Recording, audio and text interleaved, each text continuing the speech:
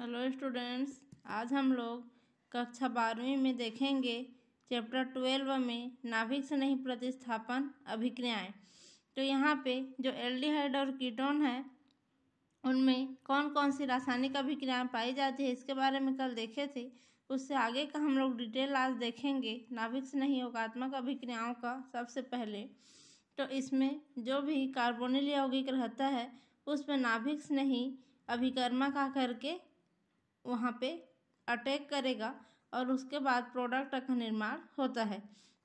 तो जो नाभिक स्नेही अभिकर्मक है उसको Nu- से प्रदर्शित किया जाता है। इसके बारे में पहले भी देख चुके हैं कि ये क्या होता है करके। तो नाभिक स्नेही अभिकर्मक रहता है वह Nu- के रूप में रहेगा और जो एल्डिहाइड और कीटोन रहता है उसमें क्या रहेगा, कार्बोनिल ग्रुप रहेगा। तो कोई सा भी एल्डिहाइड या कीटोन का जो कार्बोनिल ग्रुप है उसके पास में जब नाभिक स्नेही अभिकर्मक आता है तो ये जो कार्बोनिल ग्रुप है इसका C और O इस पे क्या हो जाएगा, आंशिक धन आवेश और आंशिक ऋण आवेश उत्पन्न हो करके द्विध्रुव उत्पन्न हो जाता है। तो कार्बन इलेक्ट्रॉन धनात्मक रहता है और ऑक्सीजन इलेक्ट्रॉन ऋणात्मक या इलेक्ट्रोनेगेटिव रहेगा ऑक्सीजन। तो जिसके कारण ऑक्सीजन पे आंशिक ऋण आवेश और कार्बन पे आंशिक धन आवेश आ जाता है। माने कि इन दोनों के बीच में जो दो ठो बंध है इसमें का एक बंध टूट करके दोनों इलेक्ट्रॉन ऑक्सीजन की ओर शिफ्ट हो जाएंगे और दोनों इलेक्ट्रॉन इधर शिफ्ट हो जाएंगे तो कार्बन पे आंशिक धन आवेश आएगा और ऑक्सीजन इलेक्ट्रॉन को ग्रहण कर रहा है इसलिए अपनी ओर खींच रहा है, इसलिए इस पे आंशिक ऋण आवेश आएगा। तो जब भी न्यूक्लियोफाइल या नाभिक स्नेही इसके पास आता है तो इसमें दो ध्रुव उत्पन्न हो जाएंगे इस प्रकार से। उसके बाद जो दो ध्रुव उत्पन्न हुए हैं तो कार्बन पे धन आवेश है और ऑक्सीजन पे ऋण आवेश आया है। तो जो न्यूक्लियोफिलिक अभिकर्मक है, न्यूक्लियोफाइल है Nu- आयन, इस पे माइनस चार्ज है और कार्बन पे प्लस चार्ज है। तो प्लस और माइनस एक दूसरे को आकर्षित करेंगे तो यह जो न्यूक्लियोफाइल है इस कार्बन पे जा करके जुड़ जाएगा। तो यहाँ पे जुड़ा न्यूक्लियोफाइल कार्बन पे, जिसके कारण इसका धन आवेश और इसका ऋण आवेश गायब हो जाएगा, एक दूसरे से जुड़ेंगे तो, और ऑक्सीजन पे ऋण आवेश बना हुआ है। अब क्या करते हैं, किसी भी विलायक, जैसे जल एक विलायक है, सार्वत्रिक विलायक है, तो जल के साथ उसको रिएक्शन कराते हैं, ये जो बना हुआ है इसको, तो जल का H+ आयन टूट करके इसके पास आएगा और OH- आयन विलयन में रहेगा।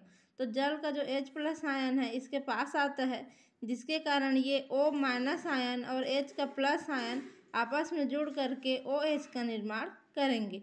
इस प्रकार इस कार्बन से दो पहले से जुड़ा रहता है एल्डिहाइड और कीटोन में, और दो डबल बंध था उसमें से एक के साथ न्यूक्लियोफाइल और एक के साथ OH ग्रुप जुड़ करके प्रोडक्ट का निर्माण करते हैं। तो ये हो गया नाभिक स्नेही प्रतिस्थापन अभिक्रिया। तो इसी को कहा जाता है, ये जो नाभिक स्नेही योग अम्ल उत्प्रेरित या क्षार उत्प्रेरित हो रहा है। यहाँ पे प्रतिस्थापन अभिक्रिया नहीं हो रहा है, यहाँ पे न्यूक्लियोफिलिक एडिशन रिएक्शन, इसको सुधार लेना। देखो यहाँ पे एडिशन दिया है और यहाँ पे प्रतिस्थापन दिया है, इसको काट के यहाँ पे ये हो जाएगा योगात्मक अभिक्रिया। क्योंकि यहाँ पे क्या हो रहा है, न्यूक्लियोफिलिक आकर के यहाँ पे न्यूक्लियोफाइल जुड़ रहा है और यहाँ से हाइड्रोजन भी जुड़ रहा है, तो ये नाभिक स्नेही योगात्मक अभिक्रिया हो जाएगा। और ये वाला जो प्रतिस्थापन है इसको यहाँ से काट लेना। और इंग्लिश में भी यहाँ पे दिया हुआ है एडिशन रिएक्शन, तो एडिशन माने कि योगात्मक अभिक्रिया, ठीक है। तो यहाँ पे ये जो योगात्मक अभिक्रिया हो रहा है ये दो प्रकार से हो सकता है, पहला अम्ल द्वारा उत्प्रेरित और दूसरा क्षार द्वारा उत्प्रेरित। माने कि जब अम्ल उत्प्रेरक का काम करेगा उस स्थिति में यह अभिक्रिया होगा, और दूसरा होगा जब क्षार उत्प्रेरक का काम करेगा उस स्थिति में यह अभिक्रिया होगा। तो यहाँ पे देखते हैं आगे कि जो अभी हम लोग देखे जो था ना कार्बोनिल ग्रुप, इस पर न्यूक्लियोफाइल इसके पास आता है, तो इस स्थिति में जो कार्बोनिल रहता है इसकी संरचना समतल रूप से पाई जाएगी और इसमें आंशिक धन आवेश, और ये डेल प्लस को आंशिक धन आवेश पढ़ा जाता है और डेल माइनस को आंशिक ऋण आवेश आ जाएगा। फिर धीरे से ये प्रोसेस होता है स्टेप 1 में, और क्या होगा, ये न्यूक्लियोफाइल इस प्लस आवेश के पास जा करके जुड़ जाता है। तो इसमें 4 अणु जुड़े हुए हैं, तो यहाँ पे इसकी जो संरचना है वो टेट्राहेड्रल या चतुष्फलकीय रूप से हो जाती है। फिर यहाँ पे जो होता है उसके बाद जो अगला स्टेप है वो एकदम तीव्र रूप से फास्ट गति से होगा, और फास्ट रिएक्शन होता है स्टेप 2 में, और इस O- के पास H+ आयन वाटर का करके जुड़ेगा और यहाँ पे योगात्मक प्रोडक्ट का निर्माण होता है, और इसकी भी स्ट्रक्चर है वो टेट्राहेड्रल या चतुष्फलकीय पाई जाएगी। तो ये हो गया। तो यहाँ पे देखते हैं कि ये जो रिएक्शन है ये 2 स्टेप में हो रहा है, फर्स्ट स्टेप और सेकेंड स्टेप। तो ये जो है पहला होगा अम्ल उत्प्रेरित योगात्मक अभिक्रिया और दूसरा है क्षार उत्प्रेरित योगात्मक अभिक्रिया। तो अम्ल उत्प्रेरित में क्या होगा, पहले देखो फर्स्ट में जो कार्बोनिल ग्रुप लेते हैं एल्डिहाइड या कीटोन का, वहाँ पे कौन आएगा, H+ आयन आएगा, और अम्ल उत्प्रेरित है तो अम्ल से क्या मिलेगा, H+ आयन। तो ये H+ आयन अम्ल से आया हुआ है, उसके बाद इस ऑक्सीजन पे जा करके जुड़ने की कोशिश करेगा, क्योंकि इस पे H+ आयन है और ऑक्सीजन पे माइनस आयन है, तो इस ऑक्सीजन पे ये हाइड्रोजन जा कर के जुड़ने की कोशिश करेगा और जुड़ जाता है इसके साथ, तो जिसके कारण इस पे धन आवेश आ जाएगा, माने कि हाइड्रोजन का जो धन आवेश है इस ऑक्सीजन पे आ जाता है। उसके बाद क्या होगा, ये जो धन आवेश है इसमें ये यहाँ कार्बन पे शिफ्ट हो जाता है, और इसमें का जो ये डबल बॉन्ड था वो इलेक्ट्रॉन ऑक्सीजन पे शिफ्ट हो जाएगा, माने कि इसमें का हाइड्रोजन यहाँ जुड़ेगा तो इस पे धन आवेश आएगा, फिर इसका धन आवेश यहाँ चला जाएगा और यहाँ का जो 2 डबल बॉन्ड का इलेक्ट्रॉन था वो फिर से ऑक्सीजन पे आ जाता है। तो इस प्रकार पहले जैसे होता था ना इस पे धन इस पे ऋण, वही क्रिया यहाँ भी हो रही है, लेकिन इसमें पहले हाइड्रोजन जुड़ा है, उसके बाद इस पे धन आवेश आया है और इस पे ऋण आवेश माने कि इलेक्ट्रॉन आया है। अब देखते हैं, तो ये स्टेप यहाँ पे आया, OH इसमें पहले जुड़ गया, और उसमें क्या होता था, इससे पहले वाले में H लास्ट में आकर के जुड़ता था और इसमें पहले आकर के जुड़ा है।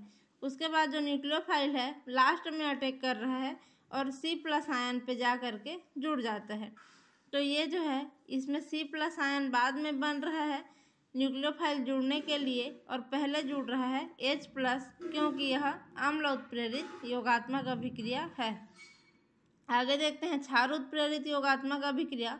तो इसमें क्या करेंगे, जो क्षार रहता है वो कहाँ पे अटैक करेगा, जो न्यूक्लियोफाइल लेते हैं ना हम लोग उस न्यूक्लियोफाइल पे पहले अटैक करेगा।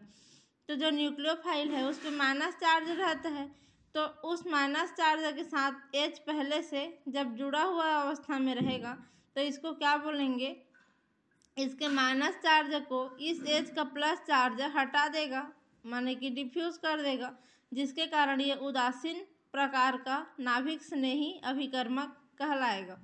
इस पे जब क्षार के उपस्थिति में, क्षार उत्प्रेरक की उपस्थिति में रिएक्शन कराएंगे तो OH- आयन इस पे जाकर के अटैक करेगा, और अटैक करता है तो क्या होगा, यहाँ का OH- और ये H+ H2O के रूप में बाहर निकल जाता है और यहाँ से न्यूक्लियोफिलिक अभिकर्मक का निर्माण होगा।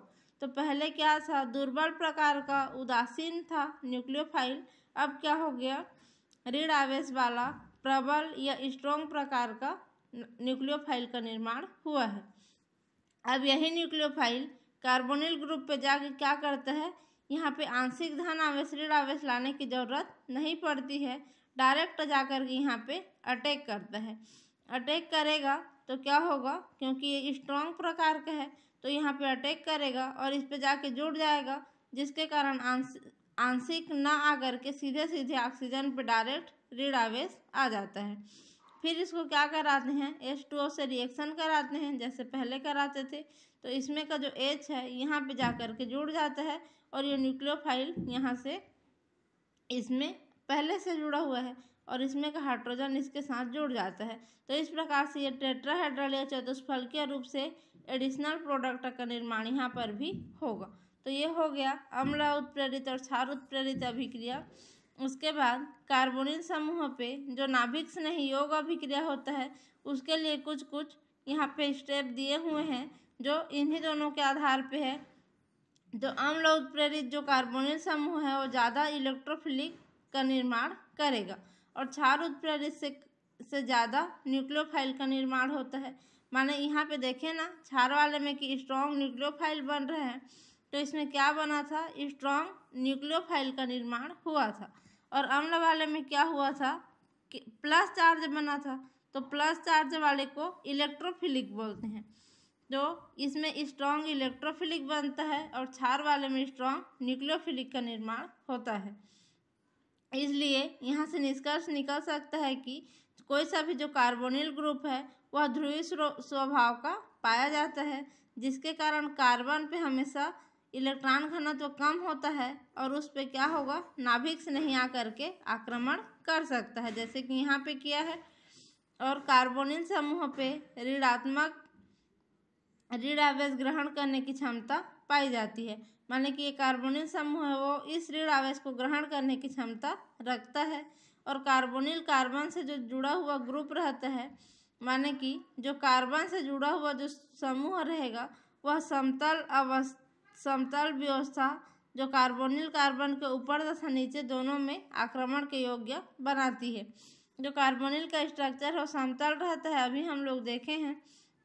तो इस समतल इसका स्ट्रक्चर के कारण आसानी से यहाँ पे अटैक करने के लिए इसको सतह प्रदान करता है।